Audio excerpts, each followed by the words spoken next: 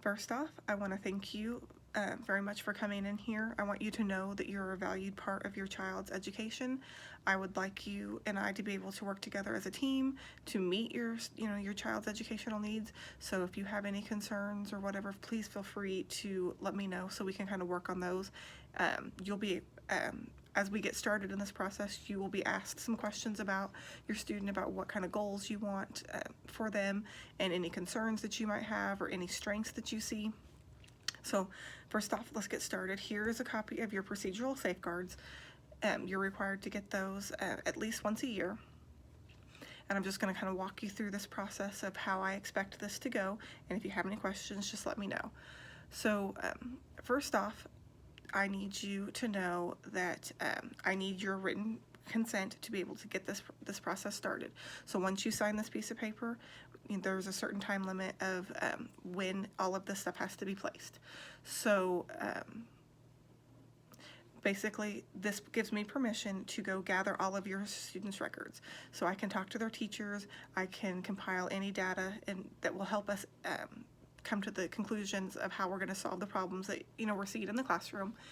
It gives me permission to do any new testing. It gives me permission to find any documentation of things that have already happened, and then I can compile all of that, and then I can take it to the multidisciplinary team where we will come together to kind of figure out, so this is the information we have. Do we need any more information? And then what do we do with this information that we have? And then if your child qualifies, then a meeting will be set to develop the IEP and figure out how we are going to best meet those needs. So first of all, so just know that once, just because you've signed this, if you choose to withdraw your consent, you can do that, but there might be some sort of mediation or anything if the school feels like you should not withdraw your consent, or if we have to have a conversation about it, that'd be fine. We'll have to do this, once this initial evaluation is completed. If your student qualifies, then we'll do this again every 3 years, or whenever we determine that it becomes necessary.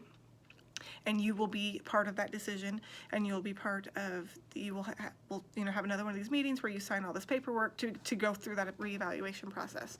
So just know that it is the school's responsibility to keep your child's records confidential.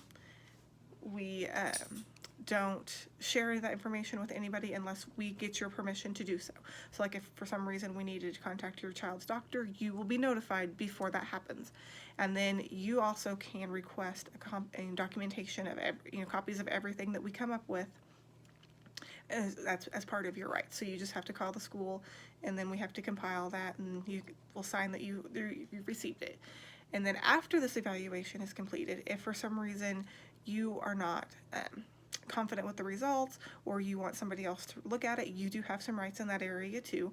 You can request mediation with a third party, or you can request a due process hearing. And so there's a process to go through that, and that's written down here on this piece of paper right here, on the bottom, of who to contact if you have some concerns. Let's see. So that's kind of the process of how we see things going. Do you have any questions?